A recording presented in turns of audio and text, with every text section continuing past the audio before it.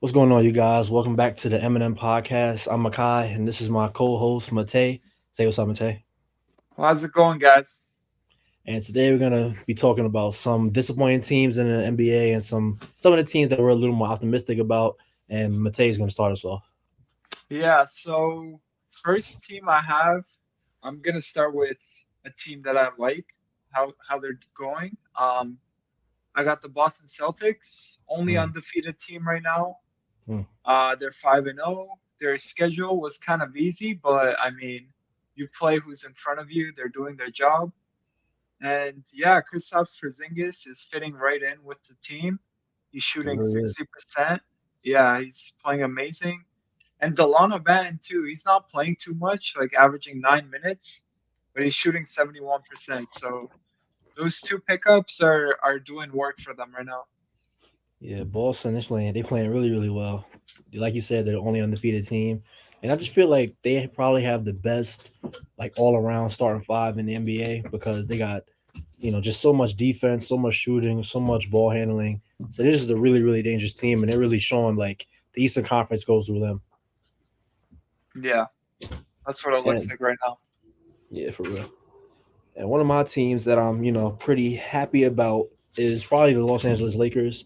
And I would say the Lakers because I feel like a lot of their offseason acquisitions are doing good things. Like Cam Reddish, he showed that he can be a pretty solid defender. Christian Wood has been surprisingly good for them. I feel like he's been a good source of shot making for a lot of the time. But I really don't like how they're playing LeBron a whole lot of minutes because in year 21, it's going to be hard for him to keep this up for so long. So I would like to see him not play so many minutes. But Anthony Davis has been spectacular. He's been averaging, I think, like maybe like 26 points. He's just been doing a lot of stuff, great stuff on both ends, and the Lakers have been really good to me. Yeah, Anthony Davis he's holding down the paint too. He leads the league in blocks right now, so Yeah, he's he's really playing holding it great. down. Yeah, he's playing great. Second team that I like right now, Western Conference this time, I have the New Orleans Pelicans. Mm, Man, they got devastated like last night, I think. Super tough for them. They lost CJ McCollum due to mm-hmm. a collapsed lung. But I love their starting five, and that takes a hit with McCollum. But anyways, back to the positives. They started 4-2 in the season. I mean, it's not like eye popping, but I think 4-2 is pretty good for them considering I Mm-hmm. had them like as a play-in team. So it's a pretty good start for them. And yeah, man, McCollum injury is going to be really tough for them. I hope he gets back soon. And they're playing the Nuggets tonight, so that's a big test game for them. I want to see how that goes. Yeah, with a team like New Orleans who's always hurt, you always want to see them be healthy. And when they're healthy, they're really, really dangerous. They got Zion, CJ, Herbert Jones been playing pretty well. Brandon Ingram's been playing pretty well in the time that he's been playing. So you just really hope that they can stay healthy. But yeah, they've been for them to be 4-2 right now, pretty shocking. Yeah, And one of my disappointing teams is the Grizzlies, and I think they're like what are they 1-6 right now? they're like 1-6 or 1-5. Yeah, they're Yeah, down there. they started off 0-6, I think. They just got a win, I think, the other day. But they've just been really, really bad. And obviously, if you're missing John Morant, you're missing Steven Adams, it's understandable that you're gonna lose a couple of games. But I didn't think they would be winless for so long and have one win at this stage in the season. Because it's not like they don't have Desmond Bain who's been playing well, Jaren Jackson Jr. has been playing well. I just didn't foresee them just coming out to such a slow start, even without a couple of their starters. Yeah, I mean, it's been tough for them. They'd easily be better with John Morant, so hopefully they can keep the ship like afloat when he gets back, so they can maybe try to make a push. But it's not looking good right now. What do you think their record's gonna be like by the time John Morant comes back after the Oh 25 games? What man, do you predict? I think they can bounce back. I'll go like 10-15. I think it won't be 10-15 terrible is a for them. popular one. I've heard that a lot. Yeah, I don't think it would be too bad if they can hit Yeah, that.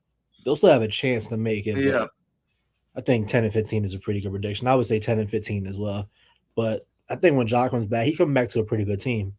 Obviously, they're gonna miss Steven Adams, but I feel like their players have been playing well. You just need that star power to really bring it all together. Yeah, definitely. Disappointing team for me. I'll stay in the West. Phoenix Suns. I had Mm, them as my one seed in the prediction video we did, yeah, and they were 3-4. That's not good for a team that's trying to be the one seed, yep. and especially for a team of their caliber. I know Bradley Beal has yet to play for them, so His that back. sucks. Yeah, but like I mean, you have Kevin Durant and Devin Booker still, so I think they should be better. And Nurkic, he's been very inefficient for them, only shooting 37%, Mm. which is not helping. So you need better from your big man there. Yeah, Phoenix is really frustrating because you want to see the big three be able to play together. You want to see what Bradley Beal looks like next to some other superstars, but I can't really fault them too much for having the record that they do because, well, honestly, them losing to the Spurs was pretty painful for them to blow those leads, and they just been so injured, and just for them to be losing like this is pretty crazy. But to lose back to back games to the Spurs, your record could definitely just look a lot better if they didn't lose those games. But KD's been playing pretty well, obviously, to start the season. So I think Yeah. when they get healthy, they can definitely go on like a little run to get their record, back to where it needs to be. Yeah, I mean, I'm still sticking with them as a one seed. It's just a bit Mhm. concerning how they started so far. Yeah, it is pretty tragic. One of my teams that I've been, I don't want to say like pleasantly surprised. Not that I want to say pleasant. I don't want to say like extremely surprised, but obviously we're on Raptors Republic. You got to talk about the Toronto Raptors. The Raptors, Scotty Barnes has just been having an amazing, amazing season. He's been doing so much as a shooter. I've never seen him look this confident shooting the ball. I've never seen him play, this well on defense for such a long stretch. And the way he took over the game against the Spurs, just insanity. 17 points in the fourth quarter and just the way that he can just figure out adjustments mid game. He figured out a way to get to the rim with Wemby kind of patrolling that area. But he softened the Spurs up with a bunch of jump shots, and he was able to use his size, get rebounds, do all kinds of crazy stuff. And Dennis Schroeder's been pretty good this season as well. I feel like he's been a really great, passer, playmaker. He's been getting to the rim, a whole lot more than I expected him to this season. And the Raptors been doing a lot of great stuff. They're 3-4 right now. Maybe if Pascal played a little better in a couple of games, they could be 4-3, maybe 5-2, maybe. But I would say that things are going better than people could have expected for Toronto. Yeah, I mean, the loss against Portland was super tough. Like Mm-hmm. after that game, I pretty much lost all hope, and then to beat the Bucks. So yeah, they brought me back in. Siakam, the only thing like that's giving me hope right now, he's actually shooting the three ball pretty well. So Yeah. at least there's some positive there. And yeah, I think Scotty, he's been ready to take over. I think it's his team now. Yeah, you've been saying that. You've been saying it's time for Scotty to take Yeah, over. yeah. Do you think they should, keep Pascal, trade Pascal? What do you think they should do there? It's super tough. Like the the pick we have this year, or the Raptors pick this year, it's only like top six protected. So Mm. I think they should go for it this season. I think the next two seasons actually they don't own their pick, so they might be locked in to try to succeed. Mm. And I think you need Siakam around for that.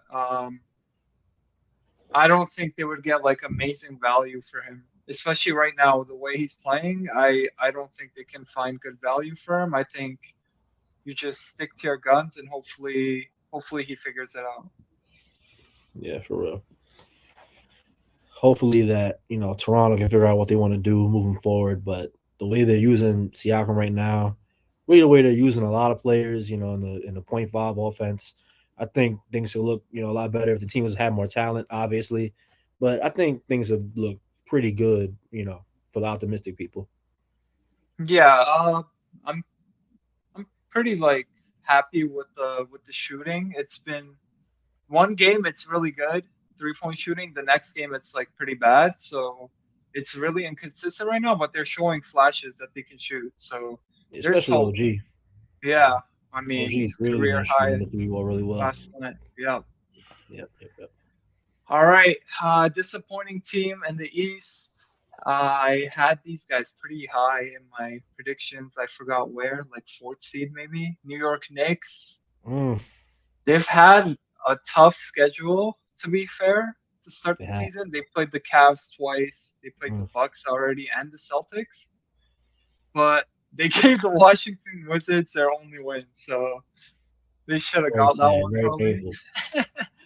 Yeah, and Julius Randle, Dante DiVincenzo, and Josh Hart, man, these guys are putting up bricks for them right now. They're all three of them are shooting below 35%. So that's not gonna. I don't think that's gonna like keep going that way. You know what I mean? I think they'll Mhm. pick it up. So I think it's just been a bad start for them, and I think they can recover though. Yeah, Julius Randle, he's been looking really, really rough. Every time I watch him, it's like he's shooting like 5 for 14, Yeah. 3 for 16. Like he's just had a really, really rough start to the season shooting wise. And I don't think this is something that to write him off this season. Because it's only been 6 games. It's hard to write a guy off after 6 games. So I just think that moving forward, they are going to need Julius Randle to obviously play a lot better. And they're just going to need a lot of, better shooting.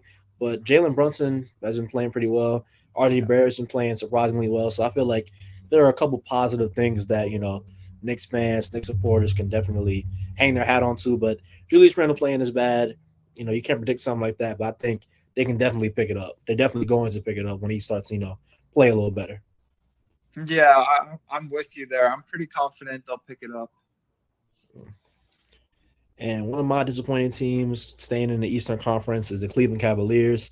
And, once again, I feel like for a lot of teams, early season injuries have been holding them back from, winning a lot of games, but it's still kind of disappointing because, you don't foresee the team, playing as bad. So for Cleveland, they're 3-4 right now. And Garland's missed some time, Allen has missed some time, but they still have Mobley, they still have Donovan Mitchell, they still have Okoro, they still, they got a lot of solid pieces. They still got Levert. Donovan Mitchell's been playing out of his mind. He's looked, really complete as a scorer as he does, every season. But for them to be 3-4 at this juncture, and I've had them pretty high in these. I think I had them like maybe like Yeah. top three. So Hmm. I think Cleveland could definitely play a lot better. But I think with Darius Garland coming in, with Jared Allen being more acclimated this season, I think they can definitely. I think they're definitely gonna pick it up. Similar to the Knicks, like it's just been health and guys playing below their standards. But I think they're definitely gonna turn it around. Yeah, I don't know what happened to Karis LeVert. Like with Brooklyn and Indiana, he was really good, but Mm. something with like him on the Cavs, it just hasn't clicked yet. At least for me. I think he's a way better player than he's showing right now. So hopefully he can find the stride. Mm. For real. Yeah, Hopefully. and hopefully, and yeah, that was perfect. Cleveland Cavaliers, you were just talking about them.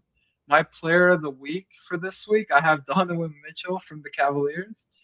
Hopefully, I don't jinx him right now. He's three straight games with 30 plus points.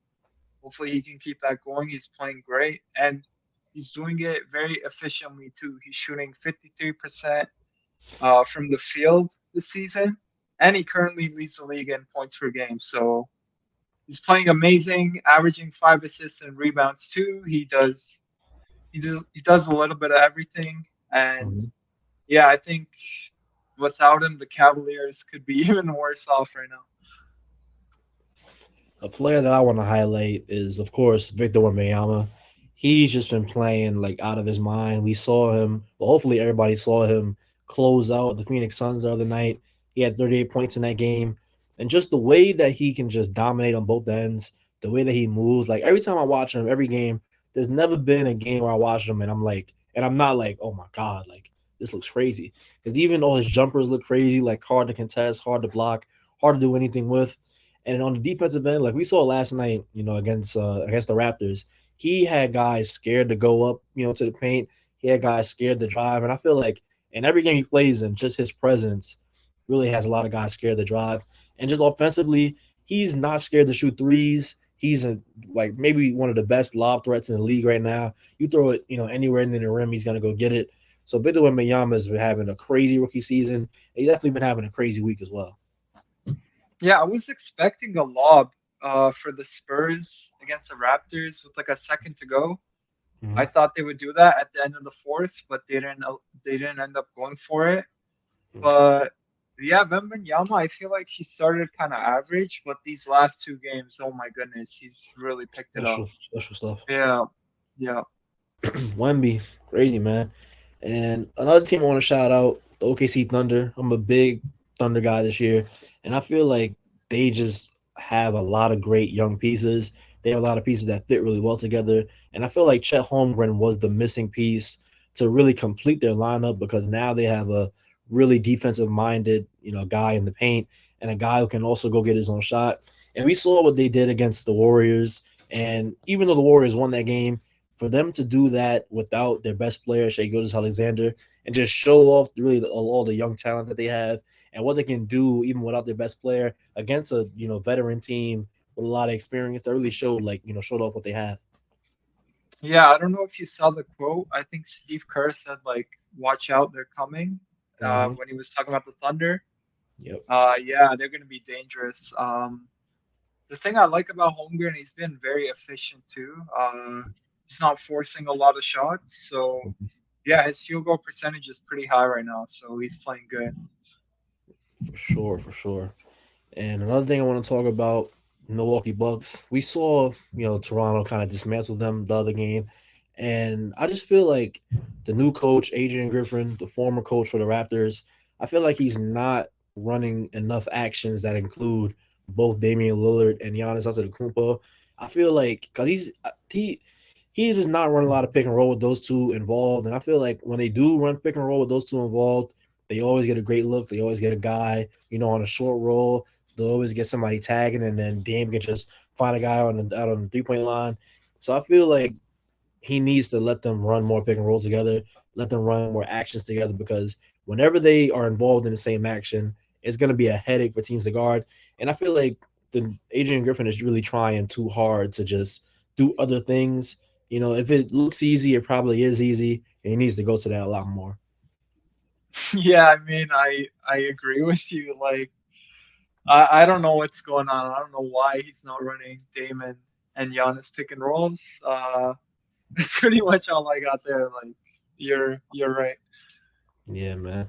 It's been a rough start for the Bucks. I thought they'd be a lot more, dominant to come out to start the season for real. You got anything else you want to say? Uh Not really, except maybe the Magic. They've been pretty surprising, or not surprising. Like we had them as a play-in team, but right now they're kind of playing better than that. So Hmm. that's why they're kind of surprising. And now that I'm checking the score, they're up 45-31 on the Mavericks. So Sheesh. yeah, they're doing pretty good right now. They're And kind of there's been like the Thunder of the East, if you think about it. They're like super young, and been yeah, coming. they're playing nice. Yeah. Yeah, there's been a lot of young guys this year just playing out of their minds. Like Tyrese Maxey, we know that firsthand because he did it against Toronto. He's been playing really, really great, shooting the three ball really, really well, both off the catch and creating his own shot from the three. And obviously the speed, he still can get to the rim. But I feel like he's just been a great creator this year. He's been showing a lot more like self creation chops than he showed in the past, and I feel like that's probably why the Sixers were so comfortable with just moving on with the James Harden trade because they realized that they have their own star guard that's homegrown. So I just feel like Maxi's, leap this year has really made Philadelphia more enticing as a team. And also Kelly Oubre Jr., a guy who we were waiting for him to sign for a team for like weeks. And then Yeah. finally, like towards the end of free agency, he signs and I feel like every game he's scoring 20 points. Yeah. What are your thoughts on the return they got for Harden? I wasn't a big fan of that. Yeah. Well, I mean, for the future, obviously you want to have, great picks. An unprotected first round pick in 2028 is probably going to be really valuable because the Clippers in 2028, they're probably not going to have any of these stars anymore. They're probably going to be long gone. So I really like that. But as far as players go, I think they got what Covington, they got Batum, they got Morris. I don't think they got, great players back, but draft capital, I liked it. Yeah, that's what was throwing me off. Like the players weren't too good, but yeah, you make a good point. 2028, those guys should be gone, and that could be a really nice pick for them. Yeah. What do you think of this new Clipper squad? You believe in them? Ooh. I think they're gonna be very hit or miss. They weren't even going that bad right now, but I mean, it's worth a try, right? To get Mhm. Harden. They've never won a championship in their franchise history, so yeah, man, they've got an aging squad, so they're just going for it, which is probably the right call, but For sure. I don't know, man. I something about it just I don't think it's gonna work out. I think there's too many stars, and Mm. I don't What do you see mean that by work. that? What do you mean too many stars? Like, there's this is like a really, I guess, old school way of looking at it, but there's only one ball. There's a bunch of stars on the court. I don't know. I think the ball movement won't be as good. Mm, That's the I thing don't for know. me. I kind of believe in the Clippers. I feel like what they've been missing with this team has been a point guard, a guy who can kind of set the table for everybody else. Because when you're asking guys like Paul George, Kawhi Leonard to really play make for others, and that's not like their main strength. Like they didn't grow up doing that. They didn't be in the league doing that for years.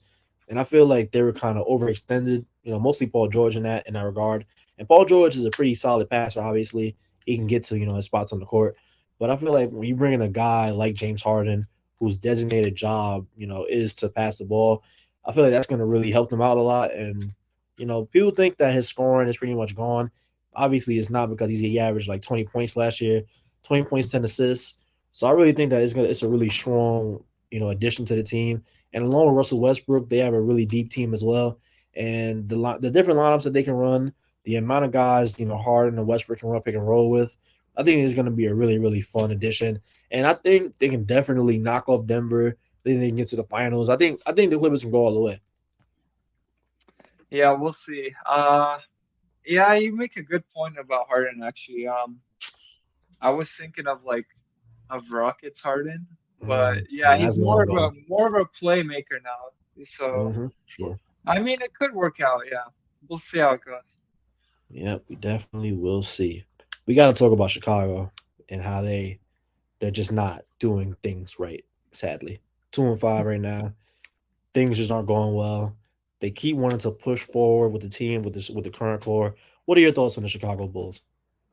Uh, they played they played the Raptors pretty good on that second game. That was the only game I got to catch. Yeah, Caruso was great in that game. He came really clutch at the end. You did. But yeah, it's still kind of early, but it feels like their ceiling is kind of like the Raptors. Like they would Mm, cap out at like the eighth seed. I feel like sadly. so. Yeah, if by the trade deadline it's going the same way as it's going right now, I think it might be time to blow it up. I think you went over that on your channel, which I agree with. Yeah, I definitely did. I think I think it's long been time to blow it up, but I feel like at this point in time, with Zach Levine being on a multi-year deal, with DeMar DeRozan head of a free agency, and he's getting older and older, Vucevic is getting older and older. I feel like now's the time to cash in on these assets. And if you wait too much longer, then you're not going to get back really anything substantial. And Philadelphia's been interested in Levine. Miami's been interested in Levine.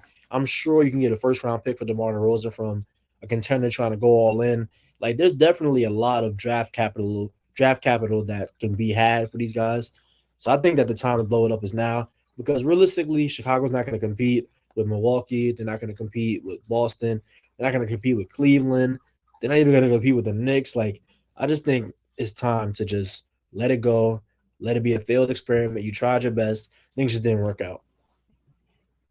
Yeah, I mean that's the thing with me though. I hate watching tanking basketball, so that's why I appreciate like the Raptors always, or Mm. not always, but most of the times trying to go for it. Yeah. Watching taking Yeah. basketball is not the best, but sometimes Yeah. you gotta look towards the future. Yeah, yeah, it's a double-edged sword for sure. Like you can look at it both ways. It really is. Well, that's probably going to be it for this episode of the M&M Podcast. If you like the podcast, make sure subscribe to the Raptors Republic to get more of it and get different content from the Raptors from us, and comment on the YouTube channel, subscribe to the YouTube channel, and yeah, peace.